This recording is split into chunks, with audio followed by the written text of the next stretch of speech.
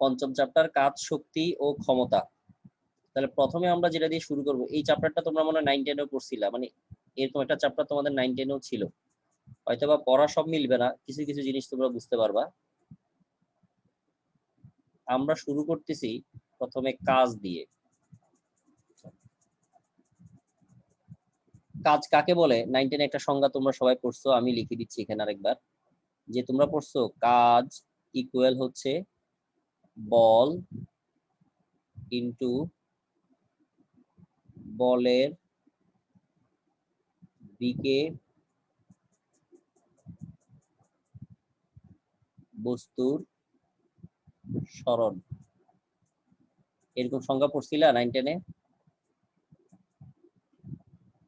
জি ভাই। বল ইনটু বলের দিকে বস্তুর সরণ, যে সূত্রটাকে পরবর্তীতে গিয়ে আমরা এইভাবে পাইছি যে ডব্লিউ সমান এফ এস কস থিটা।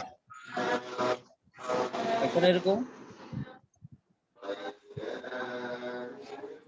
জি ভাইয়া। তাহলে এই হচ্ছে আমাদের মেইন সূত্র যেটা আমরা পাইছি, W equal to F S cos theta. এখন কোনটা মানে কি সেটা আশা করি আমরা সবাই জানি। এফ হচ্ছে বল, এস হচ্ছে সরণ, আর থিটা হচ্ছে বল এবং সরণের অন্তর্ভুক্ত কোণ। তাহলে যদি আমরা একটা চিত্রের মাধ্যমে দেখাই, তুমি বল প্রয়োগ করবা, বল প্রয়োগের কারণে বস্তু সরণ হবে। তো তুমি মনে করো বল প্রয়োগ করলা, এফ পরিমাণ বল, যেই দিকে বল প্রয়োগ করছো বস্তুটাও ওই একই দিকেই গেছে। তাহলে কে বলতে পারবা যে বল এবং সরণের মধ্যবর্তী কোণ এখানে কত? 180 ডিগ্রি। আর কেউ? 0 ডিগ্রি।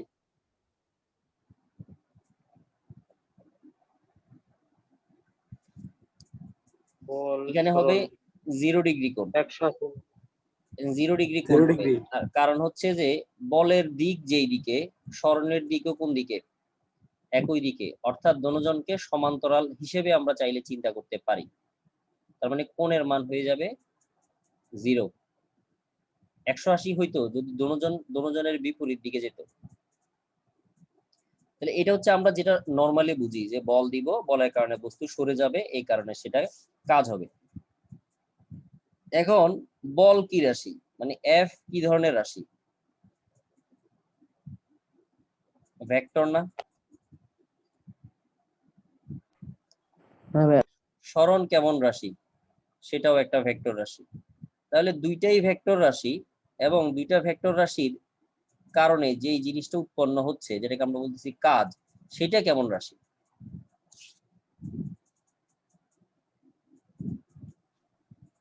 তাহলে এটাও ভেক্টর নাকি? না, কাজ হচ্ছে স্কেলার। কেন? কারণ তুমি বল প্রয়োগের কারণে বস্তুটা সরণ ডান দিকে হলে যে কথা, বস্তুটা সরণ বাম দিকে হলেও সেম একই কথা। অর্থাৎ কাজের মান কি থাকবে? সেম থাকবে। হয়তোবা একটা ধনাত্মক কাজ হবে, আর একটা হয়তোবা তুমি বলতে পারো ঋণাত্মক কাজ হবে, কিন্তু কাজের মান কি থাকবে বা কাজটা কি থাকবে? আমরা বলবো যে সে আসলে একই পরিমাণ কাজ করছে। এই কারণে কাজের আসলে কোনো দিক নাই, কাজ নির্ভর করে শুধুমাত্র মানের উপরে, যে কারণে কাজকে আমরা বলি স্কেলার রাশি। তাহলে এবার কেউ আমাকে একটু বলো, যেহেতু বল এবং সরণ দুইটাই ভেক্টর, কিন্তু তাদের কারণে বা তাদের গুণফল যেটা সেটা হচ্ছে স্কেলার, তাহলে কিভাবে হয়, কিভাবে দুইটা ভেক্টরের রেজাল্ট আর একটি স্কেলার রাশি হয়? ডট গুণনের ফলে। ডট গুণ ফলে। হ্যাঁ, ডট গুণের কারণে। তার মানে এইটার বা কাজের ভেক্টর রূপ যদি আমরা একটু দেখি, ভেক্টর রূপ বলতে মানে তাকে কিভাবে ভেক্টরের সাহায্যে আমরা আনি, তাহলে সেখানে ফার্স্ট চ্যাপ্টারে যে আমরা পড়ছি যে ডট গুণনের যে ব্যাপারটা সেটা এখানে চলে আসে। তাহলে জিনিসটা দাঁড়াবে কেমন? W equal to F vector dot S vector. তাহলে বল এবং সরণের ডট গুণফল, তাদের রেজাল্ট হবে একটা কি রাশি? কাজ বা স্কেলার রাশি হবে। সেখান থেকেই আমাদের আসলে সূত্রটা আছে যে W equal to F S কি কস থিটা। ঠিক আছে, অডিওটা একটু অফ রাখো, সাউন্ড আসতেছে হয়তো বা তোমাদের কারো ওখান থেকে, অডিওটা অফ রাখিও। তাহলে এই গেল আমাদের ভেক্টর রূপ। তাহলে এই ভেক্টর রূপ থেকে আমরা কাজের মেইন সমীকরণটা পাই যে W equal to F S cos theta. এটা হলো আমাদের কাজের মূল সমীকরণ এখন থেকে। তার মানে কাজের মান কয়টা জিনিসের উপর নির্ভর করতেছে সমীকরণ থেকে আমরা দেখতে পাচ্ছি। একটা হচ্ছে বলের মানের উপরে, একটা হচ্ছে সরণের মানের উপরে, আর আরেকটা হচ্ছে বল এবং সরণের অন্তর্ভুক্ত কোণ, সেটার উপরও নির্ভর করতেছে। এখন এই অন্তর্ভুক্ত কোণ কি হবে, কত হবে না হবে, সেটার উপর ডিপেন্ড করে কাজকে টোটাল তিনটা, মানে বেসিক্যালি দুইটা ভাগ বলি আর কি, আমরা কাজকে টোটাল দুইটা ভাগে ভাগ করা হয়। তো মানে প্রকারভেদ যদি আমরা বলি আর কি, তাহলে সেখানে প্রকারভেদ যদি আমরা বলি কাজকে, কাজ হচ্ছে দুই প্রকার।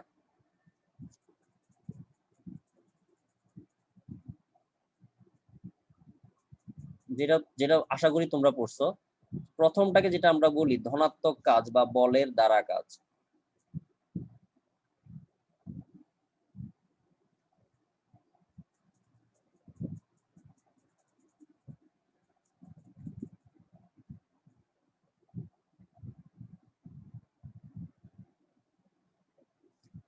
ধনাত্মক অথবা বা বলের দ্বারা কাজ। তো বলের দ্বারা যখন কাজ হবে তখন একটা শর্ত আছে কখন এইটা ধনাত্মক হবে। তুমি একটু খেয়াল করে দেখো, আগে যে সূত্রটা আমরা লিখছিলাম W equal to F S cos theta, সেখানে বলের মান কিন্তু নেগেটিভ আমরা ধরি না, মান আর কি, সরণের মানও আমরা নেগেটিভ ধরি না, কিন্তু কোণের মান বা কোণের কোনো মানের জন্য কস থিটার মান নেগেটিভ হয়ে যেতে পারে। যেমন কোয়াড্রেন্ট হিসেবে যদি আমরা যাই, কোয়াড্রেন্ট হিসেবে দেখা যায় কসের ক্ষেত্রে, কস বলতে কোসাইনের ক্ষেত্রে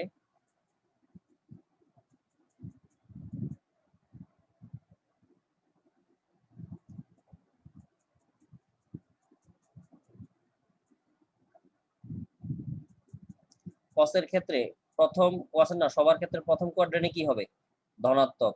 এরপরেরটাতে গিয়ে কস হয়ে যায় নেগেটিভ, 3 নাম্বার কোয়াড্রেন্টে কস নেগেটিভ, আবার 4 নাম্বার কোয়াড্রেন্টে কস কি হয়ে যায়, পজিটিভ হয়ে যায়।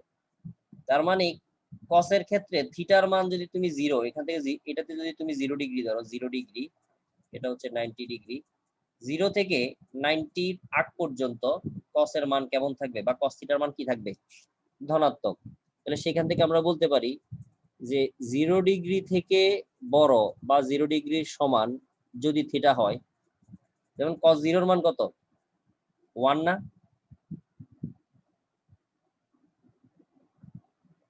জি ভাইয়া। তাহলে cos 0 এর মান জি ভাইয়া। 1, এটা একটা ধনাত্মক মান। এরপরে 0 থেকে তুমি আস্তে আস্তে কোণের মান বৃদ্ধি করতে করতে করতে ভাইয়া আবার করতে, একটু বলেন। হ্যাঁ বলছি, বৃদ্ধি করতে করতে করতে তুমি একসময় কত ডিগ্রিতে আসবা, 90 ডিগ্রিতে আসবা। তাহলে ব্যাপারটা কি দাঁড়াইলো, থিটার মান তুমি 0 বসাইতে পারবা চাইলে, 0 বসাইলা, cos 0 এর মান কত, 1 হয়ে যাচ্ছে। তার মানে মানটা কেমন আসছে, ধনাত্মক আসছে। এরপরে তুমি 0 থেকে আস্তে আস্তে বৃদ্ধি করো, 10 ডিগ্রি, 20 ডিগ্রি, 30, 40, 50, 60, 70, 80, 90 যখন বসাবা তখন cos 90 এর মান কত হয়ে যায়, 0 0 ডিগ্রি হয়। 0 হয়ে যায়। তাহলে এখন তখন কি সেটা ধনাত্মক থাকলো, তখন তো তুমি 90 বসাইলে পুরো কাজের মানই তো কত চলে আসবে, 0 চলে আসবে না? এই জি কারণে ভাইয়া। 90-র সাথে এই যে লেস দেন যেটা আছে সেটার নিচে আমরা কি দিই নাই, আমরা ইকুয়াল সাইনটা দিই নাই। তার মানে যখন কোণের মান 0 ডিগ্রি বা 0 ডিগ্রি থেকে বড় কিন্তু 90 ডিগ্রি থেকে ছোট হবে, তখন কাজের যে মানটা তুমি W equal to F S cos theta থেকে পাবা, সেটাকে আমরা কি ধরনের কাজ বলবো, ধনাত্মক অথবা কি বলের দ্বারা কাজ। বুঝে গেছে কথা? ভাইয়া বুঝি নাই, হ্যাঁ, বুঝি নাই, আরেকবার। থিটার মান যদি 0 ডিগ্রি বা 0 ডিগ্রি থেকে বড় এবং 90 ডিগ্রি থেকে ছোট, অর্থাৎ প্রথম কোয়াড্রেন্টে দেওয়া আর কি, কসের জন্য, কস না সবার জন্যই তো প্রথম কোয়াড্রেন্টের মান কেমন আসে, ধনাত্মক না? জি ভাইয়া। তাহলে কাজের মানও ধনাত্মক আসবে, সেটা বললাম আর কি। তাহলে এটাকে আমরা একটা শর্ত বলতে পারি, যদি বল এবং সরণের মধ্যবর্তী কোণ অর্থাৎ থিটা 0 ডিগ্রি থেকে বড় বা সমান কিন্তু 90 ডিগ্রি থেকে ছোট হয়, তাহলে যে কাজটা আমরা পাবো সেটা কেমন কাজ হবে? সেটা হবে ধনাত্মক কাজ।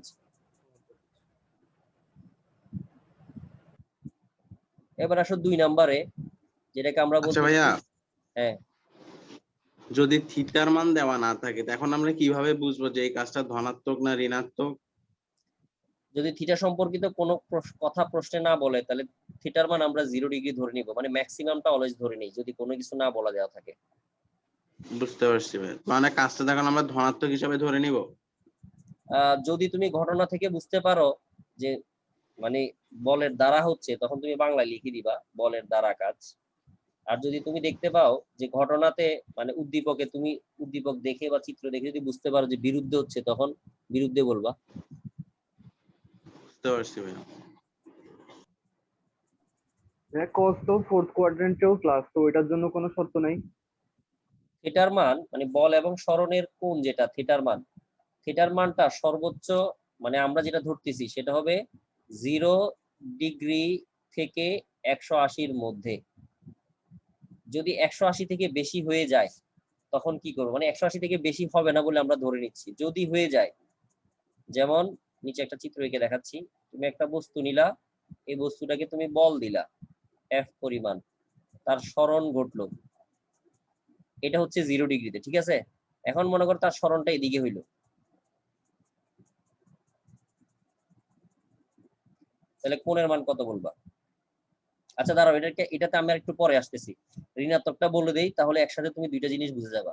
ঋণাত্মক বা বলের বিরুদ্ধে কাজটাও বলে দিই, তাহলে এই উদাহরণটা দিয়ে তুমি দুইটা জিনিস একসাথে বুঝতে পারবা। বুঝাই দিব এটা কিছুক্ষণ পরে, একটু ওয়েট। এবার ঋণাত্মক বা বলের বিরুদ্ধে যেটা কাজ, সেটা কি কি হবে? থিটার মান কত হইলে সেটা ঋণাত্মক হতে পারে? 90 থেকে, সেকেন্ড কোয়াড্রেন্টের হিসাব, 90 থেকে 180-র মধ্যে হইলে। তাহলে 90 হইতে পারবে না, কারণ 90 হইলে কাজ 0 হয়ে যাবে। 90 থেকে বড় হইতে হবে এবং 180 থেকে ছোট অথবা 180-র সমান, কারণ cos 180 ডিগ্রির মান কত? -1। কথা কি বলছি বুঝা গেছে?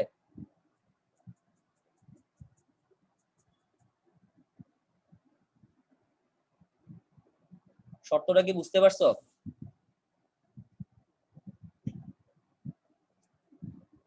সবার উদ্দেশ্যে বলতেছি, শর্তটা কি বুঝতে পারছো?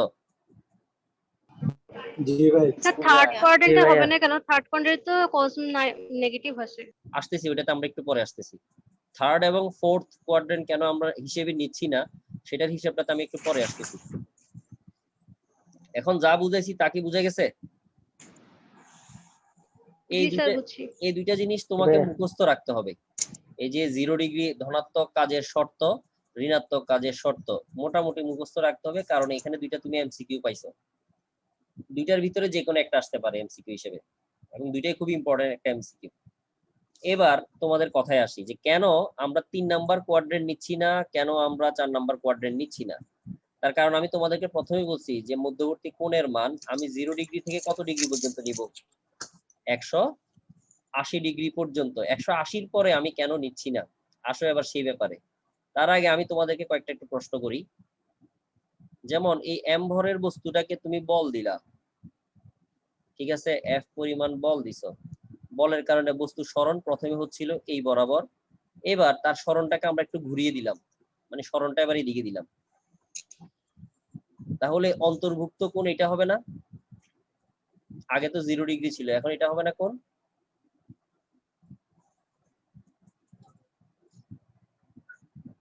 জি ভাইয়া। মানে প্রথমে যখন বল দেওয়ার কারণে বস্তুটা বরাবর সামনের দিকে যাচ্ছিল বা যাবে, তখন তো কোণের মান 0 ডিগ্রি, ওইটা তো বুঝতে পারছো। এখন যখন তার সরণ এদিকে একটু চেঞ্জ হয়ে গেল, মানে এই রেখা বরাবর হইলো, তখন এই যে আমি যে এই অংশটাতে দাগ দিলাম, মনে করো যেটাতে আমি আলফা লিখলাম, এটা তাদের মধ্যবর্তী কোণ হবে কিনা? জি ভাইয়া। বাকি সবাই কি করো, বাকি সবার থেকে শুনতে চাচ্ছি। হ্যাঁ ভাই, ঠিক আছে তো। জি স্যার। জি ভাইয়া। এইটা হবে? মাথা ফাটায় ফেলাবো সবগুলার, সবগুলার মাথা এইটা হবে না তো? ফাটায় ফেলাবো সবগুলার মাথা। এটা ঠিক আছে, তোর মাথা ঠিক আছে, প্রবৃদ্ধি কোণ হবে না এটা? গাদা ইয়েগুলা। অন্তর্ভুক্ত কোণের শর্ত কি? অন্তর্ভুক্ত হতে হবে। অন্তর্ভুক্ত কোণের শর্ত হচ্ছে, মনে করো এ বিন্দু, এই বিন্দুতে প্রথম ভেক্টরটা যদি প্রবেশ করে, পরের ভেক্টরটাও প্রবেশ করতে হয়। কিন্তু এই ভেক্টরটা কি প্রবেশ করছে? না, বাইরের দিকে চলে গেছে এই বিন্দু থেকে এস ভেক্টরটা। বাইরের দিকে চলে গেছে। তাহলে এটা অন্তর্ভুক্ত হবে নাকি বলকে সামনের দিকে বৃদ্ধি করে, যদি আমি এখানে একটা কোণ ধরি, বলটাকে আমি এদিকে বৃদ্ধি করব, তখন হবে আমাদের এটা অন্তর্ভুক্ত কোণ। এটা হবে অন্তর্ভুক্ত আলফা হবে নাকি থিটা হবে অন্তর্ভুক্ত কোণ? থিটা। কেন? কারণ একই বিন্দু থেকে দোনোজনকে বাহিরের দিকে যেতে হবে, অথবা দোনোজনকে একই বিন্দুতে প্রবেশ করতে হবে, তখন তুমি সেটাকে অন্তর্ভুক্ত কোণ বলতে পারবা। কি বলছি বুঝছো? জি ভাই। ভাই আরেকবার এতগুলোর জন্য বুঝি নেই। হ্যাঁ, বুঝি নাই। কি কে কি বলছো বুঝো নাই? আরেকবার বলো।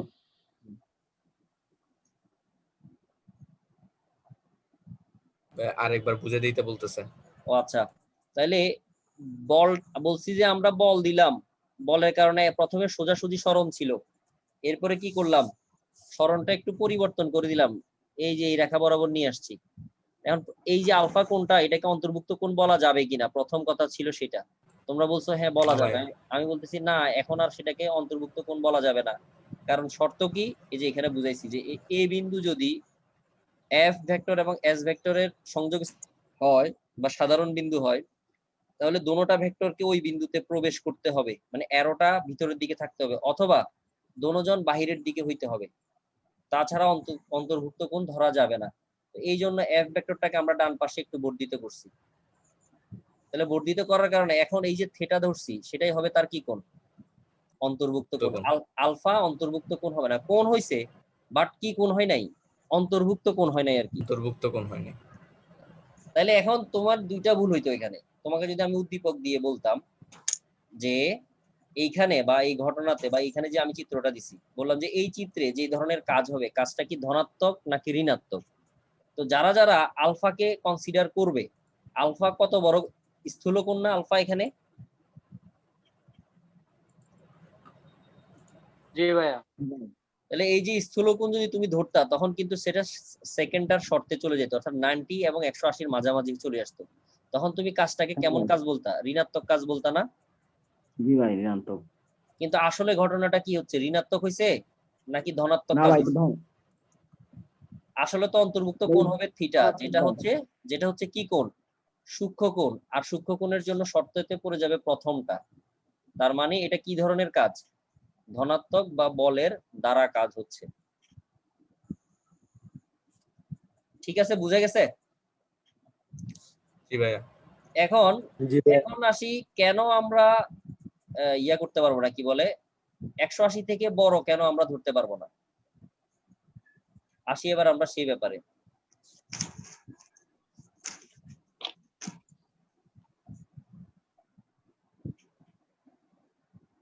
বল দিছো, এদিকে বল, তুমি একবার বললা ভাইয়া সরণ আমি এদিকে ধরবো, সরণ এদিকে ধরলাম তোমার জন্য। তুমি আবার বললা না ভাইয়া সরণ আমরা এইভাবে এদিকে ধরবো। আমি বললাম আচ্ছা ঠিক আছে, সমস্যা নাই, ধরো। তাহলে বলটা বেসিক্যালি আমরা বলটাকে এদিকে বৃদ্ধি করলাম, তাহলে এদিকে বলের রাশি। তাহলে আমরা কি করতে পারলাম এখন, এই বলের সাথে এই পাশের কোণটা আর বলের সাথে এই পাশের কোণটা, দুইটাকে কি আছে, অন্তর্ভুক্ত কোণ হিসেবে ধরতে পারবো, এবং দুটোটার কোণের মান মনে করো সমান ধরলাম। তো একবার ধরলাম উপরের দিকে, একবার ধরলাম নিচের দিকে।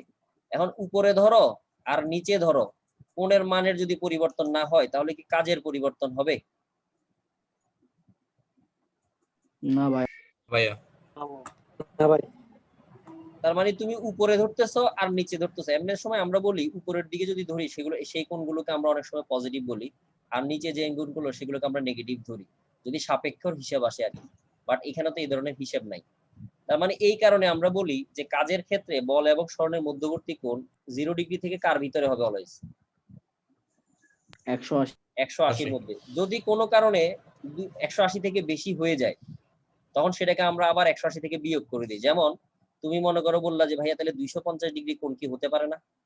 আমরা বলতেছি যে না, হতে পারে না। 250 কে আমরা কি করব, এর থেকে 180 বিয়োগ করে দিব, তাহলে কত থাকে? 70 ডিগ্রি ধরে ফেলবো, তখন তাদের অন্তর্ভুক্ত কোণ হয়ে যাবে 70 ডিগ্রি। কথা কি কি বলছি বুঝে গেছে? যদি ভাই 300 ডিগ্রি থাকে? যাই দেখো 180 বাদ দিয়ে দিবা আর কি, তার থেকে 300 ডিগ্রি আসলে কখনো হয় না। তুমি যেভাবেই ধরো বল আর কি বলে বল আর সরণের মধ্যবর্তী কোণ অলওয়েজ কতই হবে, 0 থেকে 180 ভিতরেই হবে। তুমি দরকার হলে আমাকে চিত্র এঁকে দিও, আমি তোমাকে বুঝাই দিব যে এখানে কিভাবে তুমি অ্যাঙ্গেলটা ধরতেছো। তাহলে কি শর্তগুলো বুঝা গেছে? কিভাবে আর অন্তর্ভুক্ত কোণটা কিভাবে ধরবো আশা করি সেটাও বুঝতে পারছো। জি ভাইয়া। আচ্ছা, তো প্রকারভেদ, আরেকটা প্রকারভেদ আছে, যে এখানে তো আমরা ধনাত্মক এবং ঋণাত্মক দেখাইলাম, আরেকটা প্রকারভেদ আছে কিন্তু এটা প্রকারভেদে পড়ে না, যেটাকে আমরা আলাদাভাবে এই কারণে বলি, যার নাম হচ্ছে শূন্য কাজ। অর্থাৎ কোনো কাজ যখন হয় না, কাজের মান শূন্য। তো কাজের মান শূন্য কখন কখন হয় দেখি, কেউ একজন বলো তো আমাকে, একটা শর্ত বলো তো। যদি স্মরণ না হলে। স্মরণ না ঘটলে? আচ্ছা হ্যাঁ, একজনে বলছো যে স্মরণ না হলে। আর ভাইয়া যদি 90 ডিগ্রি হয় মধ্যবর্তী কোণ? এটার মান 90 ডিগ্রি। 90 ডিগ্রি। ঠিক আছে, তাহলে প্রথমটা আমি ধরলাম যদি তুমি কোনো বল প্রয়োগই না করো তাহলে কোনো কাজ হবে না, মানে কাজ 0 হবে। দ্বিতীয়টা বললাম যদি সরণের মান 0 হয়, আর তৃতীয়টা বলছো কি যদি কোণের মান 90 হয়, তার মানে থিটা ইকুয়াল টু যদি 90 ডিগ্রি হয়। এছাড়া আর কোনো শর্ত নাই, কারণ কাজ নির্ভরই করে আসলে তিনটা জিনিসের উপরে, এর বাহিরে আর কোনো কিছু নাই। এবার বলের মান শূন্য হলে যে কাজের মান শূন্য হবে এটা আমরা সহজেই বুঝতে পারি, কারণ বস্তুকে বল না দিলে বস্তু স্মরণ হবে না, স্মরণ না হলে তো কাজই হবে না। এরপরে স্মরণের মান শূন্য, যেমন উদাহরণ দিয়ে আমরা কি, একটা দেওয়ালকে তুমি অনেকক্ষণ ধরে ধাক্কাচ্ছ, বল প্রয়োগ করতেছো, কিন্তু তার স্মরণ হয় নাই, তার মানে কোনো কাজ করো নাই। 3 নাম্বারটার উদাহরণ কে দিতে পারবা? কোণের মান 90 ডিগ্রি হয় এরকম বাস্তবিক উদাহরণ দিবা, বাস্তবে দেখতে পাই আমরা।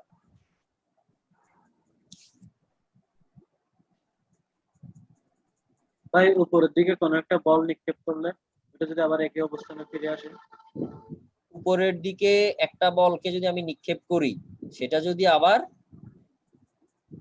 একই অবস্থানে ফিরে আসে, তাহলে কি কোণের মান 90 দিয়ে বুঝাইলা নাকি স্মরণের মান 0 দিয়ে বুঝাইলা? এই কোণের আমি তো 90 ডিগ্রি করে তো করে মারছি না। না, কার সাথে 90? কোণ কার কার মধ্যে হইতে হবে? কোণ এটা কার কার মধ্যে? বল আবার সরণ। তাহলে তুমি তো বস্তুটাকে বল আর চাইছোই সরণ। যে বস্তুটা উপরের দিকে উঠুক, তো তুমি মারছো উপরের দিকে। তাহলে তুমি একটা বস্তুকে, নিক্ষিপ্ত বস্তুর কথা বলি আর কি, একটা বস্তুকে, নিক্ষিপ্ত বস্তুকে তুমি উপরের দিকে নিক্ষেপ করছো, তাহলে বল কি তুমি উপরের দিকে দিলা না? তাইলে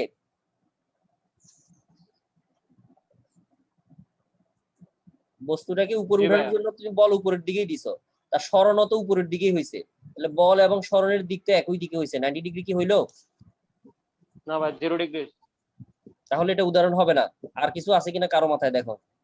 ভাই মাটিতে ডব খাওয়ায় যদি একদম উপরের দিকে তোলানো যায়, তাহলে তো 180 ডিগ্রি হবে।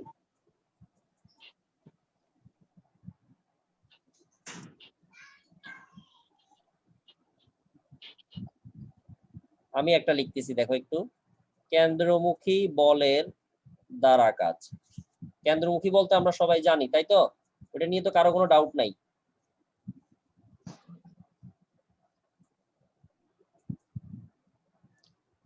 কেন্দ্রমুখী বল কাজ করে কি বৃত্তের কি বরাবর? কেন্দ্র বরাবর না? এই যে চাঁদ পৃথিবীর চারিদিকে ঘুরতেছে, কেন ঘোরে? এমনি এমনি না ভাই কেন্দ্রমুখী বলের কেন্দ্রমুখী বলের প্রভাবে। যে কেন্দ্রমুখী বলের যোগান দেয় আমাদের কি বল? পৃথিবীর আকর্ষণ বল বলি আর কি আমরা, এফ অথবা এমজি যেটা বলো আর কি। আচ্ছা যাই হোক, তাহলে কেন্দ্রমুখী বল কাজ করতেছে বৃত্তের কেন্দ্র বরাবর, কিন্তু চাঁদ অথবা পৃথিবী তারা কি বরাবর ঘুরতেছে? এই বৃত্তের পরিধি বরাবর ঘুরতেছে না, যার আবার স্পর্শক বরাবর কি কাজ করে? তাদের বেগ কাজ করে। আমি আবার বলতেছি দেখো, এখানে একটা বস্তু আছে, মনে করো চাঁদ হিসেবে আমি ধরলাম, সেই চাঁদ এই অবস্থান ধরলাম, সেই চাঁদ কেন্দ্রমুখী একটা বল অনুভব করতেছে কেন্দ্রের দিকে, যেহেতু সে ঘুরতেছে বৃত্তাকার পথে। এখন সে যে ঘুরতেছে সে তো বৃত্তের পরিধি বরাবর ঘুরতেছে না?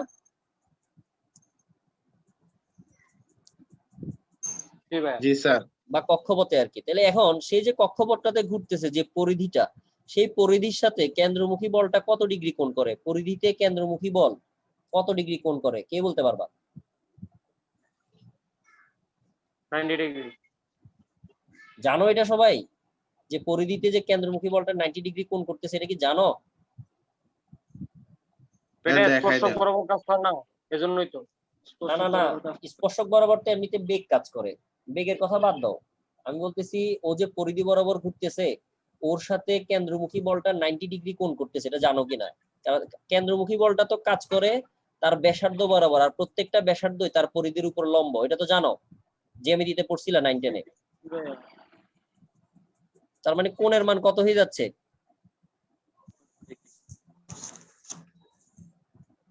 আমি কি কথা বুঝাইতে পারছি?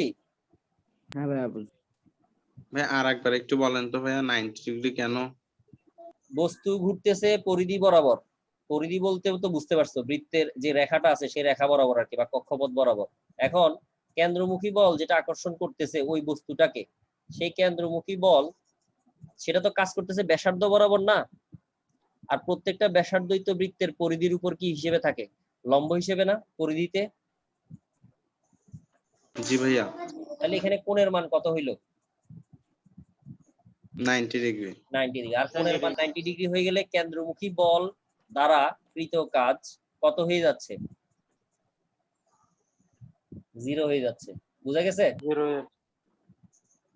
তাহলে পৃথিবীতে যত বৃত্তাকার গতি আছে, অর্থাৎ বৃত্তাকার পথে যত বস্তু ঘুরতেছে, সবাই কেন্দ্রমুখী বলের দ্বারা কত কাজ করতেছে?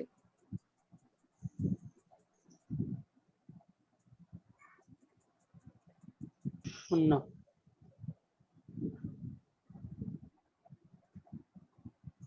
তার মানে বৃত্তাকার পথে ঘুরলে কোনো প্রকার কাজ হবে না।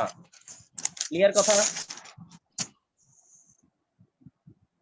মনে থাকবে উদাহরণটা? রৈখিক পথে এমন কোনো উদাহরণ নেই। না, রৈখিক পথে আসলে ওরকম ভাবে হবে না, কারণ তুমি বল দিলে সে 90 ডিগ্রিতে যাওয়ার কোনো সম্ভাবনা নাই। কেন বলো তো? আচ্ছা সেটাও বুঝাই দিই একটু, দেখো। একটা বস্তুকে তুমি রাখছো, এম ভরের একটা বস্তু ভূমির উপরে রাখছো। এখন তুমি তাকে কি করলা? বল দিলা।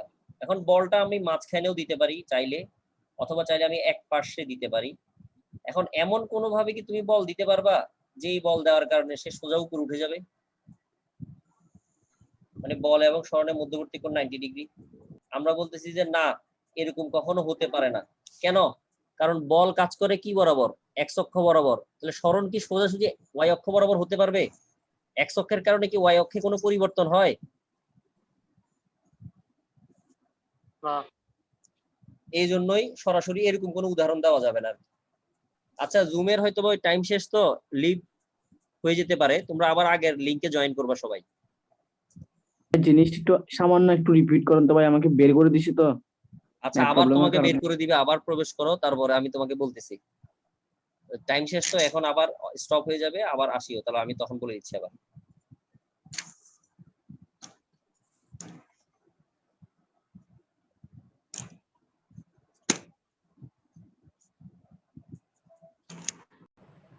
আচ্ছা এবার আমরা আসি, এটা তো গেল আমাদের শূন্য কাজের শর্ত। তাহলে আমরা কি কি পড়লাম এতক্ষণ ধরে?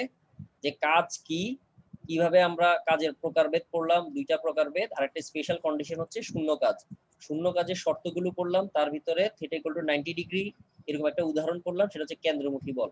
তাহলে এখন থেকে তোমাকে একটা জিনিস মনে রাখতে হবে, পৃথিবীতে যত বস্তু ঘোরে তাদের জন্য আসলে কি হয় না, কোনো প্রকার কোনো কাজ সংগঠিত হয় না। এবার আসি আমরা বিভিন্ন ধরনের কাজ, মানে যেগুলো আমরা অঙ্কে আসলে আমাদের লাগবে, যেগুলো আমরা বাস্তবে দেখি। যেমন সবাই এটা জানো, এই সূত্রটা সবাই জানো, সেটা হচ্ছে যে অভিকর্ষ বলের দ্বারা কাজ। অভিকর্ষ বলের দ্বারা বা বিরুদ্ধে কাজ। সবাই এই সূত্রটা জেনে আসছো, 9 থেকে করে আসছো, W = mgh করছো না? হ্যাঁ ভাইয়া। এটা কিভাবে আসছে আমি একটু প্রসেসটা তোমাকে দেখাই দিই, হয়তো তুমি না জেনে মুখস্থ করে থাকতে পারো। আমি এখন প্রসেসটা দেখাই দিই, তাহলে তুমি আর ভুলবা না। মেইন সূত্র হচ্ছে আমাদের এটা W = Fs cos θ। এখন আমরা কি করলাম একটু দেখো, ভূমিতে একটা বস্তু রাখলাম, সেই বস্তুটার উপরে বস্তুটার ভর ধরলাম m, সেই বস্তুটার উপরে পৃথিবীর আকর্ষণ মানে mg, যেটাকে আমরা F বল বলতেছি আর কি, বল অথবা ওজন, সেটা কত mg না? তুমি যখন বস্তুটাকে উপরে উঠাবা, কতটুকু উঠাইলা? আমি বললাম তুমি h পরিমাণ উচ্চতায় উঠাইছো। উঠাই যখন তুমি এখানে রাখবা, তার মানে তুমি যে তাকে নিচে থেকে h পরিমাণ উপরে আনছো, তুমি কি বলের মানে অভিকর্ষ বলের দ্বারা করছো কাজটা নাকি বিরুদ্ধে করছো? বলের বিরুদ্ধে বিরুদ্ধে। তাইলে বলের বিরুদ্ধে। অভিকর্ষ বলটা কাজ করতেছে নিচে, কিন্তু তুমি যে সরণটা ঘটাইছো সেই সরণটা কোন দিকে হইছে? অবশ্যই উপরে। বিরুদ্ধে হয়েছে। উপরে। তাহলে সরণ এখানে s সমান তুমি কি লিখতেছো? h লিখতেছো। তাহলে উপরের যে সমীকরণটা W = Fs cos θ, সেখানে বলের জায়গায় তুমি বসাও পৃথিবীর অভিকর্ষ বল, যেটাকে আমরা mg বলতেছি, আর s যেটা, s এর জায়গায় তুমি ধরতেছো উচ্চতা, যেহেতু লম্বালম্বি সেটাকে s এর জায়গায় আমরা h বসাইলাম। এবার আসো থিটার ব্যাপারে, cos কত ডিগ্রি হবে? 0 ডিগ্রি। আবার বলো, 0 হবে? 180 ডিগ্রি হবে। 180। যে তোমরা 180 ডিগ্রি আন্দাজে বলতেছো কেন? বল কাজ করতেছে নিচের দিকে বস্তুর উপর, সরণ হচ্ছে তার বিপরীত দিকে, তাহলে 180 ডিগ্রি। আন্দাজে বলো কেন? যুক্তি দিয়ে বলো কেন 180, কেন 0? নিজেকে নিজে যুক্তি দিয়ে প্রশ্ন করো। তাহলে cos 180 এর মান কত? -1। মাইনাস, তাহলে একটা মাইনাস সামনে আসবে আর হবে m g h। তাহলে এই মাইনাস দিয়ে আমরা কি বুঝি? যে কাজটা আসলে বলের দ্বারা হয় নাই, হইছে কিসের? বলের বিরুদ্ধে। বিরুদ্ধে। তাহলে যদি কেউ বাংলায় লিখে দাও যে অভিকর্ষ বলের বিরুদ্ধে কাজ, তখন আর তোমাকে সূত্রে মাইনাসটা দিতে হবে না, তখন তুমি সরাসরি লিখতে পারবা যে W = কি m g h। বুঝে গেছে কথা? হ্যাঁ ভাইয়া। কারো সমস্যা আছে একটু পর্যন্ত যা বলছি? না ভাই। তাহলে এখন তুমি এই বস্তুটাকে যে উপরে উঠাইছো, মানে এই উচ্চতায় উঠে তুমি তাকে রাখছো, এবার যখন তুমি তাকে ছেড়ে দিবা ওই এই উচ্চতা থেকে মুক্তভাবে যদি আবার তুমি তাকে ছেড়ে দাও, সে নিচের দিকে পড়বে না? নিচের দিকে পড়ে সে একসময় ভূমিতে আসবে। তাহলে ও যে আবার নিচের দিকে আসতেছে, কেন আসতেছে? কারণ পৃথিবী তাকে নিচের দিকে টানতেছে, অর্থাৎ F বলটা এবার বল- কাজ করতেছে নিচের দিকে। তাহলে বল যেই দিকে কাজ করতেছে, বস্তুর সরণ বা সে দূরত্ব অতিক্রম করতেছে কি ওই বরাবর না? ওই বরাবর একই জায়গায় ফিরে আসলো না? সেম দিকে। তার মানে তখন কোণের মান কত হয়ে যাচ্ছে বল এবং সরণের? 0 ডিগ্রি। তখন 0 ডিগ্রি ভাই। তার মানে সূত্রটা কিন্তু আমাদের সেম থাকতেছে, অর্থাৎ W = mgh থাকতেছে আমাদের অভিকর্ষ বলের দ্বারা বলো আর অভিকর্ষ বলের বিরুদ্ধে কাজের কথা বলো। শুধু বিরুদ্ধে যদি বলো তখন তোমাকে সামনে একটা মাইনাস, যদি বাংলায় লিখে দাও বিরুদ্ধে, তাহলে আর মাইনাসটা দিতে হবে না। কিন্তু বুঝতে পারছো তো ব্যাপারটা? হ্যাঁ ভাইয়া। তার মানে অভিকর্ষ বলের দ্বারা যে সূত্রটা আমরা লিখলাম এখন mgh, সূত্রটা কি থাকবে এখন থেকে? সেম থাকবে, সেটা বলের দ্বারা হোক অথবা বলের কি হোক, বিরুদ্ধে হোক। ঠিক আছে? হ্যাঁ ভাইয়া। এতটুকু পর্যন্ত আশা করি কারো কোনো কথা নাই। এবার আমরা একটু জিনিসটাকে একটু পেঁচাবো। এবার আনত তলের কথা তো সবার মনে আছে।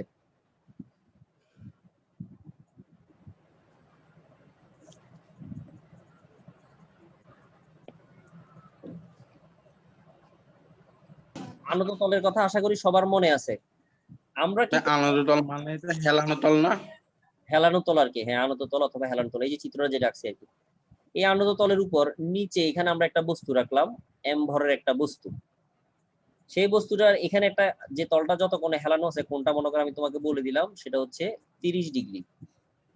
আর এটাকে ধরলাম এ বিন্দু, আর উপরের বিন্দুটাকে ধরলাম বি বিন্দু, আর নিচে এই পাশে বিন্দুটাকে বললাম সি বিন্দু। এ থেকে বি এর যে দূরত্বটা সেটা আমি তোমাকে বলে দিলাম যে এ বি হচ্ছে 10 মিটার। তাহলে এবার কাজ তুমি যে এ থেকে বি তে নিয়ে যাচ্ছ, অভিকর্ষ বলের দ্বারা নিচ্ছ নাকি অভিকর্ষ বলের বিপক্ষে নিয়ে যাচ্ছ, আগে ওইটা বলো। বিপক্ষে। অবশ্যই বিপরীতে নিয়ে যাচ্ছ বা বিরুদ্ধে।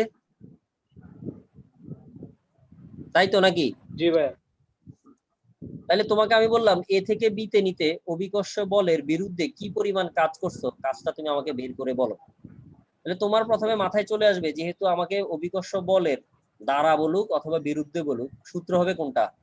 mgh। তাহলে আমি লিখলাম w ইকুয়াল টু mgh, যেহেতু আমরা এই সূত্রটা এখন থেকে জানি। m এর মান দেওয়া আছে, আচ্ছা দি নাই। m এর মান মনে করো যে 2 কেজি দিলাম, মনে করো m ইকুয়াল টু 2 কেজি। মনে করো m এর মান দিয়ে দিলাম তোমাকে 2, g এর মান সবাই জানো 9.8, h কত হবে কে বলতে পারবা? ভাই এই sin থিটা দিয়ে বের করে নিতে হবে, sin 30। sin θ দিয়ে BC এর মানটা বের করতে হবে। হ্যাঁ, এই হলো কথা। তুমি কখনোই a b এর মানটা কি আমরা h বলতে পারবো? চিনা ভাই। হ্যাঁ, এই কাজ ভুলেও কেউ করিও না, বলে দিলাম। তাহলে তুমি সাইন থিটার সাহায্যে পাশে কার সাথে কার সম্পর্ক? লম্বের সাথে অতিভুজের সম্পর্ক থেকে তুমি অতিভুজ লম্বটা বের করে নিয়ে আসবা। সাইন থিটা প্রয়োগ করে সাইন থিটা ইকুয়াল টু কি লেখা যাবে? লম্ব বাই অতিভুজ, তার মানে বিসি ডিভাইডেড বাই এবি। সেখান থেকে তুমি বিসিটা বের করে নিয়ে আসবা। বিসিটাই হচ্ছে বেসিক্যালি কি তার উচ্চতা, মানে সে ভূমি থেকে কত উপরে বা কত উচ্চতায় উঠতেছে। এবি সাইন থিটা 5 মিটার আসবে, আমি বলে দিলাম আর কেমনেতে 5 মিটার আসবে। তুমি এখানে 5 বসাবা, তাহলে তুমি কি পাইলে? একটা কাজের মান পাইলা, যে কাজের মান আসবে 98 জুল। কাজের একক যে জুল, এটা তো জানো নাকি?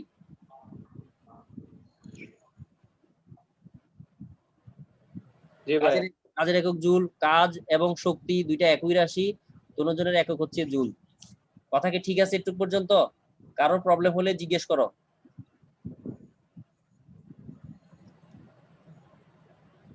ঠিক আছে এতটুকু পর্যন্ত? এতটুকু পর্যন্ত বুঝতে কারো কোনো অসুবিধা হয়েছে?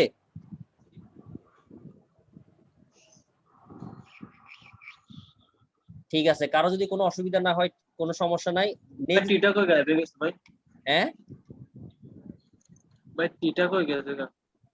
থিটা ভাই মাইনাস হবে না এটা? না, ওই যে বললাম বিরুদ্ধে বলে দিছি তো। তো তুমি তখন বাংলায় লিখবা আর কি, বলের বিরুদ্ধে যখন বাংলায় তুমি লিখে দিবা, তখন আর দরকার মাইনাসটা দেওয়ার দরকার নাই। আচ্ছা ঠিক আছে, আশা করি এতটুকু পর্যন্ত কারো কোনো সমস্যা নেই। নেক্সট দিন আমরা এখান থেকে সমস্যা সৃষ্টি করব।